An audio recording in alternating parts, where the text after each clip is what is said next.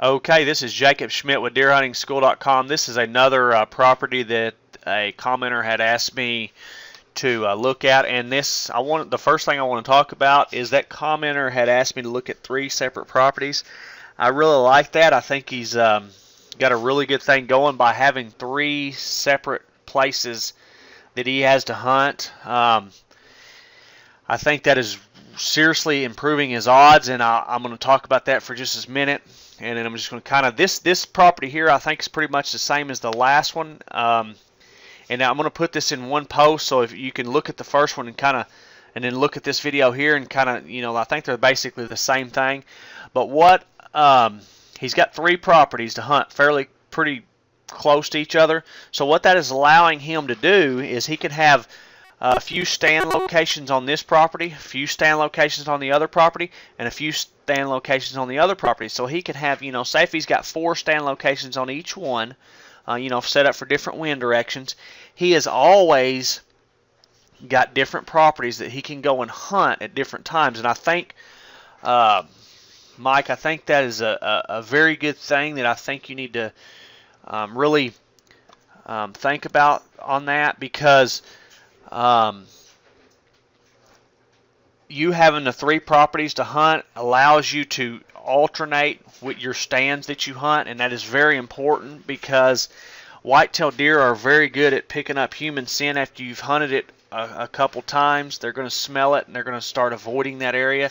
So if you can hunt different spots, I think that's a very good idea, and for everybody else is the same thing, guys. If you can just hunt some different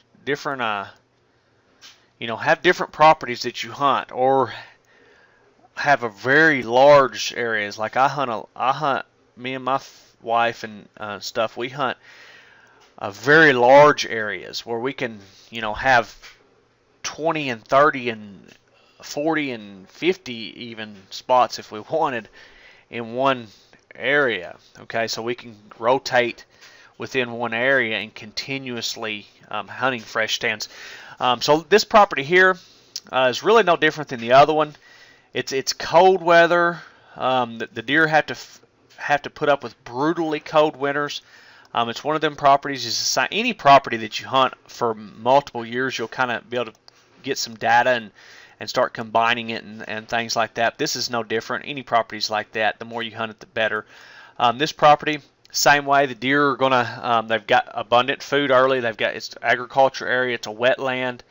Any of the high grounds, if you've got a lot of water where the deer can get away from the water, is going to help.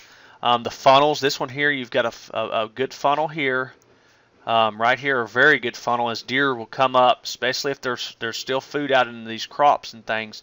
These deer will come and they'll work their way and come up this funnel and feed. Bucks, if there's does feeding out here in the evening, mornings, whatever, you can set here close to this road. I think I like to hunt way away from the road, but there are times that sometimes being real close to the road is the best spot you can hunt. And this, I think, is one of them cases, as these deer will come up and they'll come and come into this funnel. Maybe being pretty close to that road, as close as the law will allow you, maybe your best spot here. Letting these deer come up. This here, same way, and I know this looks like an old road or something. There's a little bit of a funnel here. It may be messed up by this road. Some other funnels. This area here is a funnel that runs right down beside this road. From deer coming from here to here, they'll come right down that. It looks like maybe a power line or something there.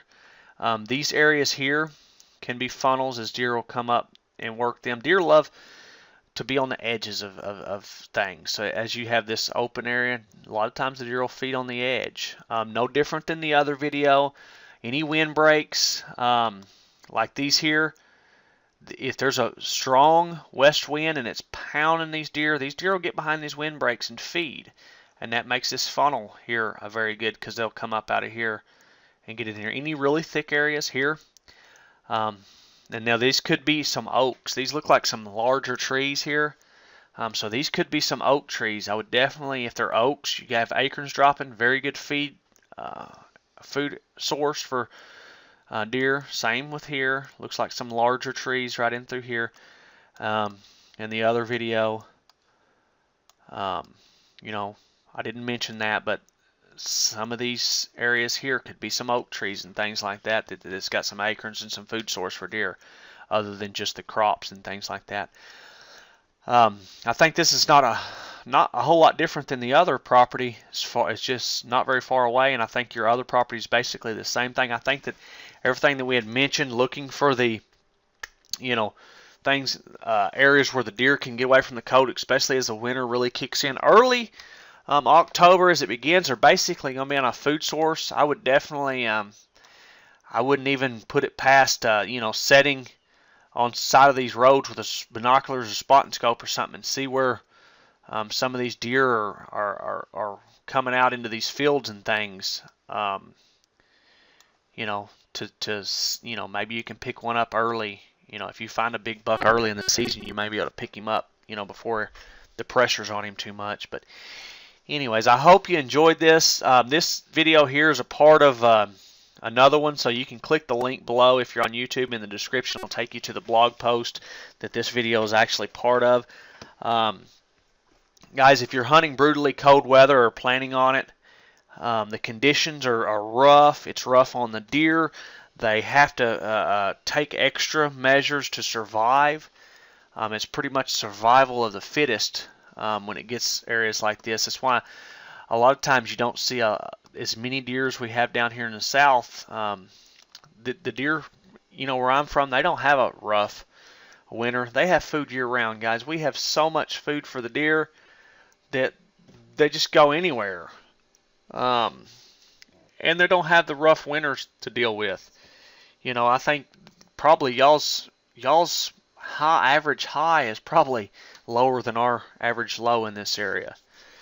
So anyways, I hope you enjoyed this. For more tips on deer hunting, check out deerhuntingschool.com and get out there and find them deer and post comments, things like that, guys. It really helps. Ask questions. That really helps for me to come up with stuff and looking over these properties and things. I really enjoy it.